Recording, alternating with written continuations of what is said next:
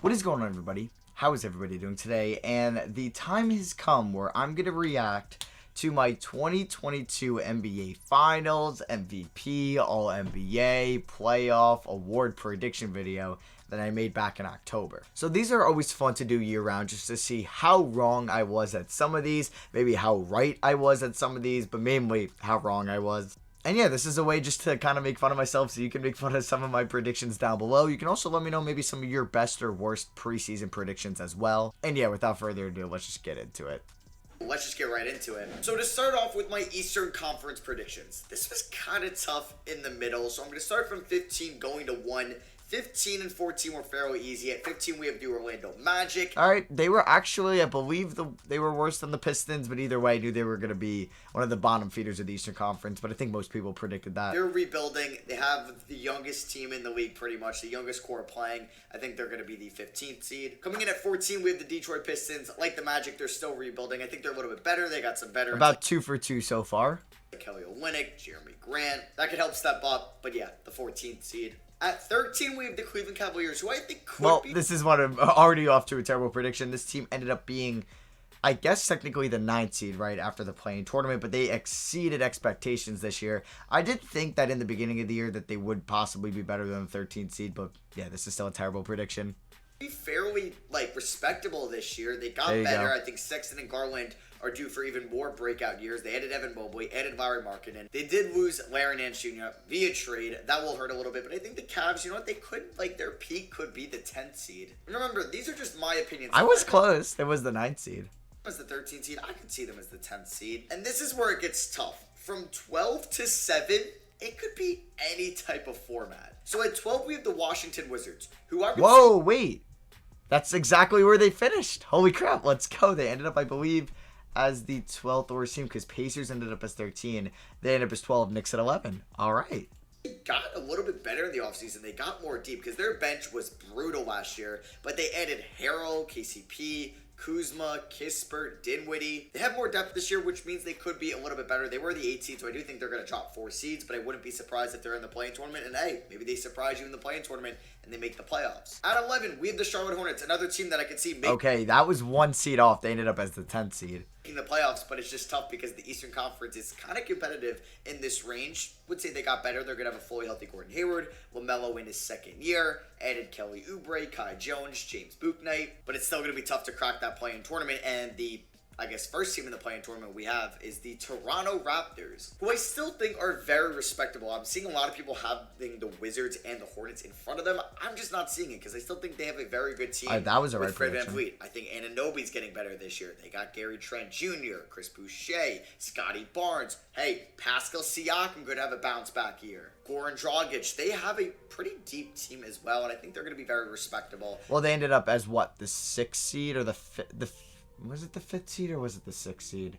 What was Milwaukee? Milwaukee, I think, was 36. So yeah, they were the 5th seed. So I was off by 5 seeds. Well, there's another team that I was off by 8 seeds. We'll get to. And they're just well coached. They're just a well-ran franchise. And this is where it gets tough. 9, 8, and 7. You could have it in any way. So please don't come at me in the comments. I had to come up with something. I did. So one of these 3 teams are not going to make the playoffs next year. So at number 9, the team that I don't have making it is the Boston Celtics. I just think out of every one of these 3 teams, they oh my goodness. Yeah, I didn't have the Celtics being a top 8 team in the Eastern Conference, well, the NBA, and they're representing the Eastern Conference in the finals.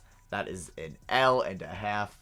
Out of them, now I know they added Josh Richardson and Dennis Schroeder, which is nice, but I think the other 2 teams just got a little bit better. Because at number 8, we have the Chicago Bulls, who got a lot better. They were this the 6th seed, adding still Caruso, off. adding Lonzo Ball, adding DeMar DeRozan, and they could be higher than the 8th seed. They could be the 7th, the 6th, maybe they overachieve and they're the 5th or the 4th seeds. So please don't come at me. The Eastern Conference is very competitive in their top 9. So that means at 7. It may be a biased pick. They were the highest seed out of these 3 teams last year. We have the New York Knicks. So yeah, they were the 4th seed. They're dropping to the 7th seed. They added Kemba Walker. They added Evan Fournier. They brought back Noel, Alec Burks, Derrick Rose. The only main loss they had was Reggie Bullock. So I think the Knicks got better.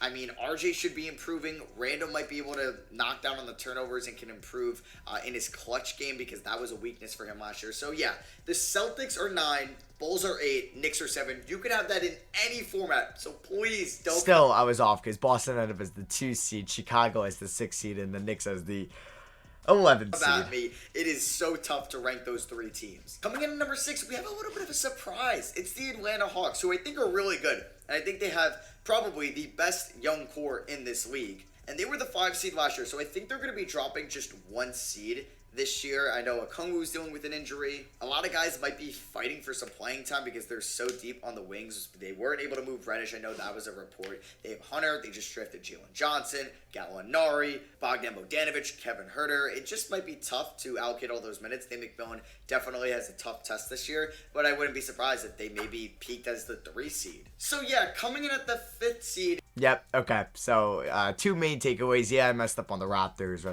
Messed up on the Knicks. But my 2 worst predictions were Celtics at 9 and the Pacers at 5. I'll explain it here.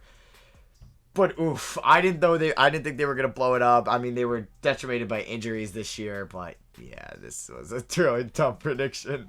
We have the Indiana Pacers. I wanted to be a little bit different, and I think the Pacers are always going to be overlooked because they're not the flashiest team. They don't have the youngest core. They're not in the biggest market. They're probably boring to a lot of people, but I still think they're really damn good if they're going to be fully healthy. With Brogdon, LeVert, we got to see what's going on with him to start the year. Warren, 2-time All-Star Sabonis, Miles Turner. I think Chris Duarte is going to be an immediate impact right away. TJ McConnell was a great re-signing. They brought in Isaiah Jackson, who's going to be a rookie. We'll see if he can perform right away. But yeah, I think between the 5th seed and the 9th seed, between the Pacers, Hawks, Knicks, Bulls, and Celtics, it is going to be so competitive. So you can interchange any one of those teams, and I'd be okay with it. So that means we're going into the top 4. At number 4 right now, we have the Philadelphia 76ers. All right, hey, I think I got that 100% correct. They were the 4 seed. Are they trading Ben Simmons?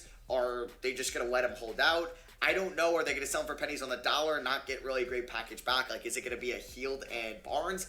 I don't know. And with that uncertainty, I'm going to have the Sixers at 4. So that means at number 3, we're going to have the team that I think improved the most in the 2021 offseason, up there with the Chicago Bulls. And it is the Miami Heat. Yes, they added Kyle Lowry, they added PJ Tucker, brought back Victor Oladipo. I think Tyler Hero is going to have a bounce-back season. And I think the Heat are going to be very good this year in the Eastern Conference. And I think they could even be a sneaky title contender for their second time in 3 years. Hey, okay. Well, that was a solid prediction. I mean, they were 1 game away from going to the finals.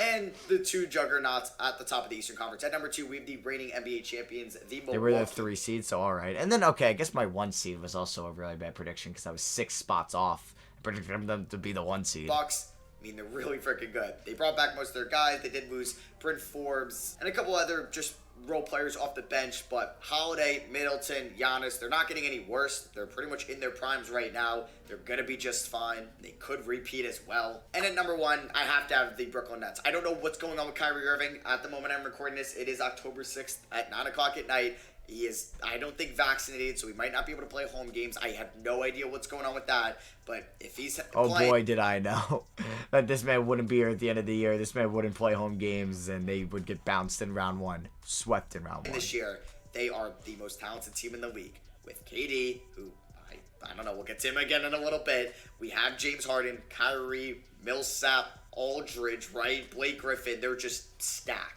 So yeah, that is my Eastern Conference. On to the Western Conference now. Coming in at 15, we have the Oklahoma City Thunder. They're pretty much tanking, developing that young. I think the Rockets were technically worse, but yeah, I'm sure I have Rockets at 14. Shea, or maybe I have Spurs at 14. Giddey, etc. They're going to be the worst team, but they're going to be fine for the future. At 14. Oh, yeah. Okay, I was a little off on the Spurs. I think they ended up around 12? Were they 12, 13? But weird yeah, to say, but yeah, we have the San Antonio too harsh on the Spurs. I just don't think this team is talented enough to compete for a playing tournament spot in the Western Conference. But I'm excited to see full usage out of Keldon Johnson, Joshua Primo, Devin Vassell, DeJounte Murray. One of those guys is bound to break out this year. At 13, we have the Houston Rockets, who I think will be flirting with a playing tournament position because they have a pretty good roster. I mean, they got Eric Gordon, Christian Wood, Jalen Green, the second overall pick. Daniel Tice, Kenny Martin Jr., Jay Sean Tate. It's weird that John Wall doesn't want to play with this team. I guess maybe Kevin Porter Jr. is that starting point guard. I think the Rockets are going to be a competitive team this year, but be low in the standings. At 12, we have the Minnesota Timberwolves, a team that... All right, was all 5 spots with them. Know. They were good in the second half last year, and if Anthony Edwards takes the next step, if Cat can improve on defense and is fully healthy this year, they could definitely be a playing tournament team. It's just the Western Conference is so loaded. And really the talent level in this league is just off the charts. At number 11, we have the Sacramento Kings. Another year on missing out on the playoffs. It sucks because I would love to see them in it and finally make it with Fox, Halliburton, Hield, Barnes. Maybe Bagley can really break out this year. Who knows? But it's just so loaded. They're coming in at the 11th seed. At 10, we have the New Orleans Pelicans. Another very this is talented actually team spot on. I think they finished exactly as the 10th seed in the regular season, but we know that they beat the Clippers in the play-in tournament, and they also beat the who else did they beat? They beat the Clippers, and then they beat the... Oh, wait, no, I was way off. Spurs were a playing tournament team at 10. The Pelicans were the 8th seed. They lost to Minnesota, but then ended up beating LA. That is going to miss out on the playoffs. Who knows what's going to go on over there? Rookie head coach. A little nervous. They did lose Lonzo Ball, brought in Devontae Graham. I think they got a little bit worse this offseason, but not too much because I really like the Trey Murphy and Jonas Valanciunas pickups. At 9, another talented team that's going to be missing out on the playoffs. Like the oh my God, I was East. way off. They were the 2 seeds here who just made so many moves this offseason. And they're definitely not like the most talented team in this league, but they might be one of the most deepest teams in the league because you have Ja, Bane, Brooks, Anderson, Clark, Jaren Jackson Jr., Steven Adams. I don't even know some of the guys on their bench anymore because they have Jared Culver, they have Anthony Melton, Xavier Tillman. That's 10 guys, and I'm definitely missing a couple that are in kind of the bottom portion of their bench because they made trades with the Clippers, the Pelicans, so many different moves this offseason. But yeah, they're coming in at the 9th seed. And now let's get into the top 8. Coming in at 8, we have the Portland Trailblazers. All right, was not off a on sexy team by any means, but they still have Damian Lillard, so I still think they're going to be making the playoffs. Coming in at number 7, we have the LA Clippers. Now, close. They could be a threat in the playoffs if Kawhi comes back and can be just 80% of what he was last year. But I still think Paul George and this team is still talented enough and well coached that they're going to be in the playoffs. I'm excited to see Kawhi back though next year. Really am. Ooh, Golden State at 6. What they end up as 3? Golden State Warriors, who I think could be around the 10th, 11th seed going into Christmas. But once Clay comes back, it's going to be really a spark for that team. Once Kuminga and Moody are getting their reps, I think Jordan Poole is bound for a big year. Oh, all right. I was high on Jordan Poole. Fine come February, I'll take that. March, and April. The 5th seed, we have the Denver Nuggets, who I think they ended up as the 6th seed, so pretty close. Struggle out of the gate with no Jamal Murray, but I think Monte Morris is going to be just fine. I think Michael Porter Jr. is due for a very good year. They still have the reigning MVP. Yikes. They're going to be okay. The 4th seed, we are going to have the Dallas Mavericks. All right, this wasn't bad as well. They ended up as what, the 5th seed? Yeah. Mainly because they got Luka Doncic. I wasn't a big fan of the Jason Kidd hiring. They didn't get too much better this offseason.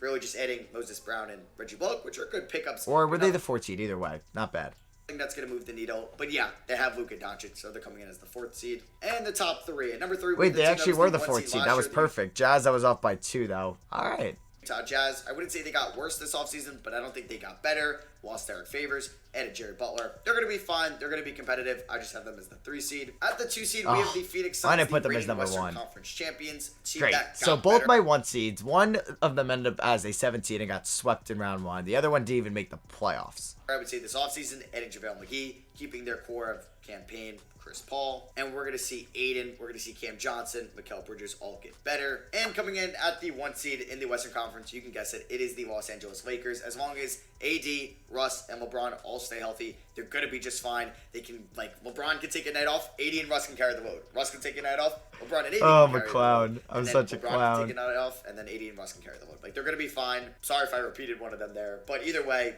yeah, they're going to be the 1 seed in the West, unless all of them get hurt, which probably won't happen. So yeah, those are my seeding predictions. Now we're on to my conference finals predictions. In the Eastern Conference, we have the Nets versus the Bucks, and I have the Nets. Well, over the both Bucks of them in didn't 6 make it, games. so good job and there. In the Western Conference, we have the Lakers versus the Suns. Yeah, my top 2 seeds in each conference, and I have the Lakers over the Suns. Both of them didn't make it there. And then the finals. See, I'm a guy that always loves parity. I was so excited for the Bucks-Suns finals last year, and even with the Warriors-Raptors, was a little bit of parity in 2019, and the Heat were a surprising team in 2020, but I'm ready for the star power. I think it would be fun. I think we need it one more time in their careers. I mean, I would have loved it this year, don't get me wrong, Nets versus Lakers in the finals.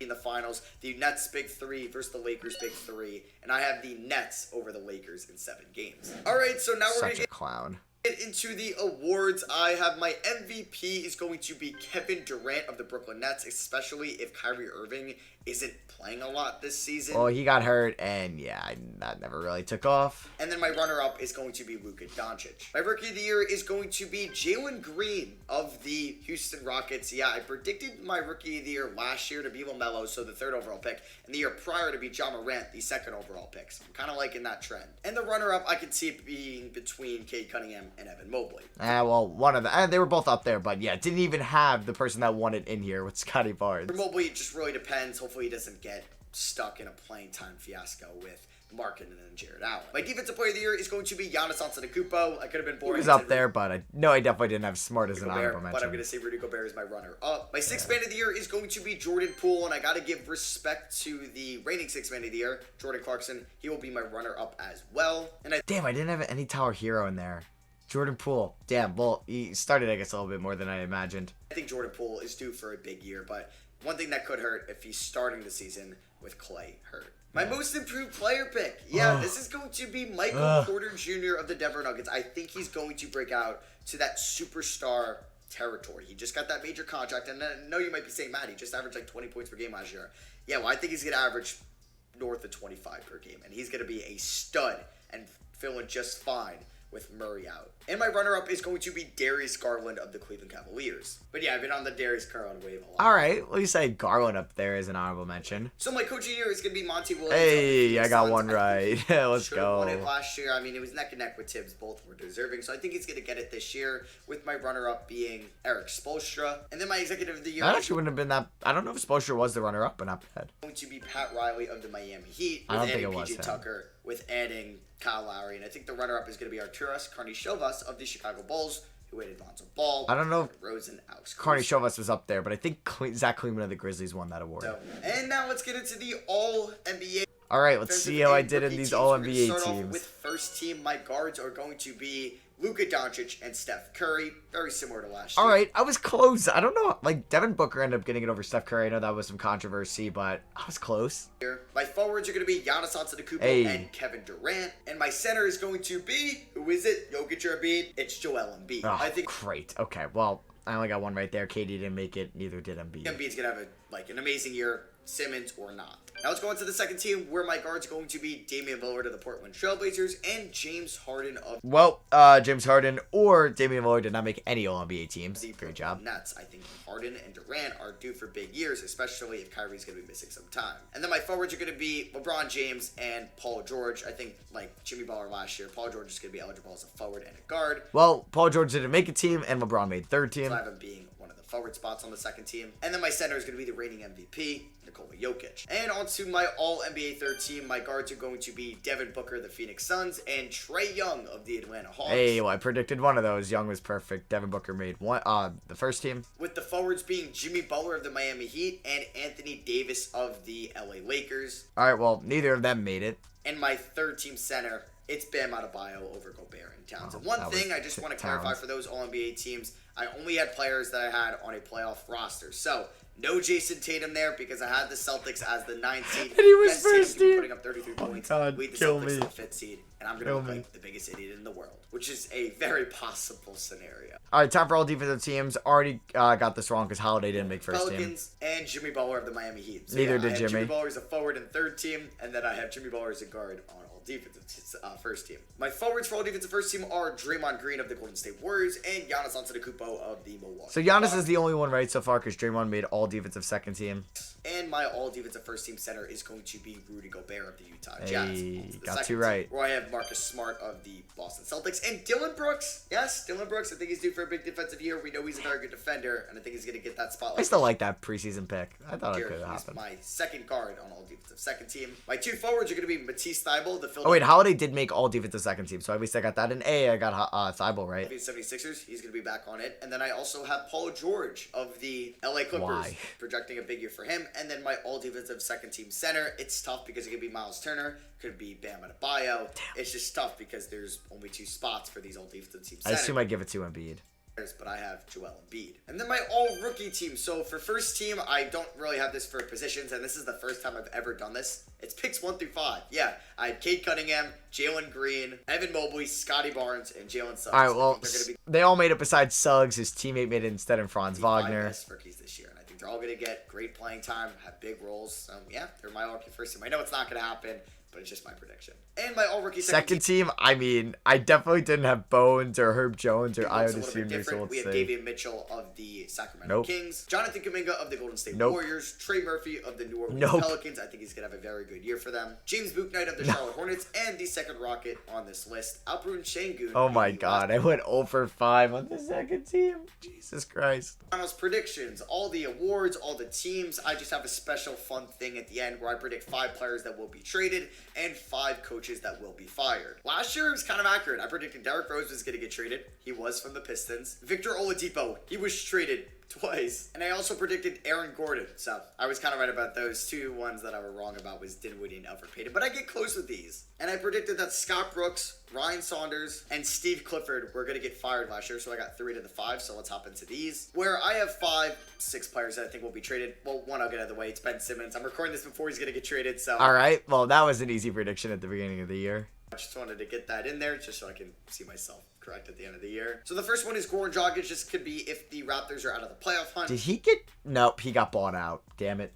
He's a veteran on an expiring deal. I think a team would want to trade for him. It's kind of a trend. Veterans on either expiring deals or just veterans on bad teams, because the second player is Eric Gordon. I think the Rockets would be out of things, and I think a team would give up a late first-round pick for his shooting ability. Next up, it's a small player, you know, but it's Robin Lopez of the Orlando Magic. He'd even get traded. Also have Terrence Ross in here as well. I just think the Magic will trade one of their veterans at the deadline. Damn it. God damn it. I didn't do as well on these. At number 4, we have KCP. I think a team would be willing to give up maybe a late first for his 3-and-D ability for the playoffs and his experience as well. And then finally, it's somebody that I think would go as the premier package, kind of like Aaron Gordon last year, a pick and a young player. It's going to be Derek White of the San Antonio Spurs. Okay, let's go. I got Derek White right. A little bit older, doesn't fit the Spurs timeline at the moment. And oh yeah, he's really good. And then I have 5 coaches that I think will be traded. The first one, he was on my list. I think I said traded. Sure. I think he was on my list 2 years ago. I don't know how he hasn't been fired yet. It is Luke Walton. I know he's the most successful coach in Kings history, which is very embarrassing because you got to look at his winning percentage. I just think this team could do so much better with like a Kenny Atkinson or even a Mike D'Antoni. Next one is James Borrego. I think. All right. Wait, Borrego got fired, right? Yeah, I'm 2 for 2 so far. Maybe get that Melvin Hunt treatment. If the Hornets underperform this year, I think he could get fired. Next up, it's JB Bickerstaff of the Cavs. And I don't think he's been a bad coach. I just think Dave Gilbert might just be like, oh, we haven't made the playoffs. We've been bad again. Gotta get another head coach. At number 4, we have Dwayne Casey of the Detroit Pistons. They just might come together mutually thinking, okay, you're like an older maybe head coach, kind of like how Steve... See, in this photo, do you think that they're playing the Raptors and that he's on the Pistons here? Or... Because wasn't Nurse, like... I don't know if Nurse was ever an assistant for him, because I always thought Nurse was just the G League head coach.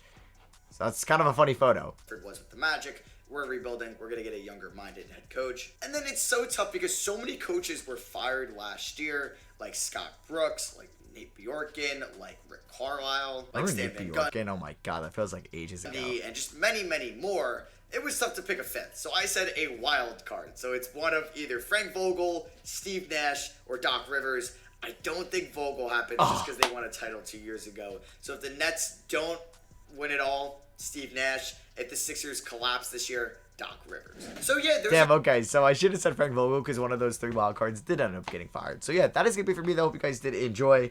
Made a lot of bad predictions. So I was a lot better last year. This year was pretty crappy. So I'm hopefully gonna be better in 2022/23. But if you guys did enjoy, drop a thumbs up, and I'll catch you on the next one. Peace.